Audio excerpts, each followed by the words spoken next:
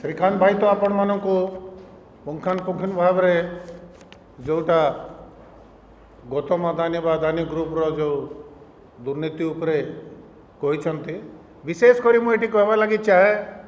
गंधमार्दन पर्वत उपरे गंधमार्दन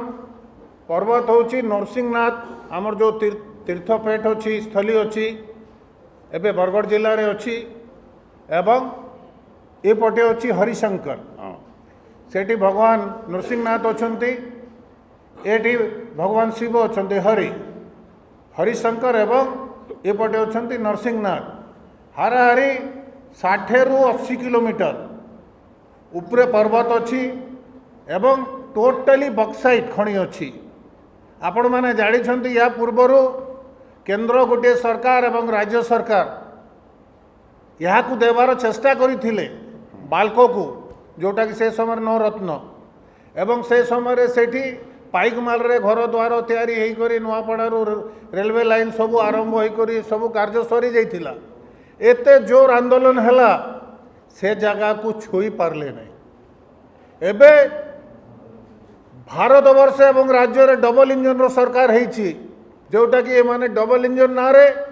भारत वर्षर जेते खड़ी खदान अछंती ताकू बिकिबा पई ये सरकार अदानी को देवा पई ये पहल आरंभ करिसंती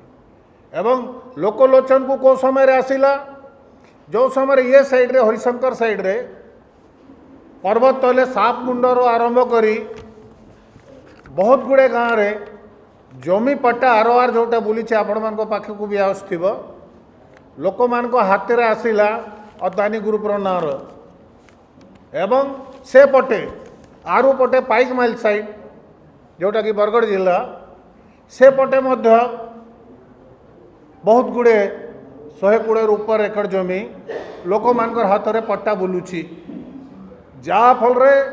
से एरिया रे जन आंदोलन ऑलरेडी दाना बांधलाणी सभा समिति आरंभ करी बहुत गुड़े आंदोलन आरंभ मुंड टेकिलाणी एवं गोटे आज मु स्टेटमेंट देखुली जोटा कि मानवर उपमुख्यमंत्री देइछन्ति प्लांटेशन कथा बलांगीर जिला एवं बरगढ़ जिले में प्लांटेशन करेंगे कौ जगार करेंगे जो जगार बक्साइट अच्छी एवं केंद्र सरकार ये थरे आसिला परे 5 मास भितर आप देखिथे से एरिया रे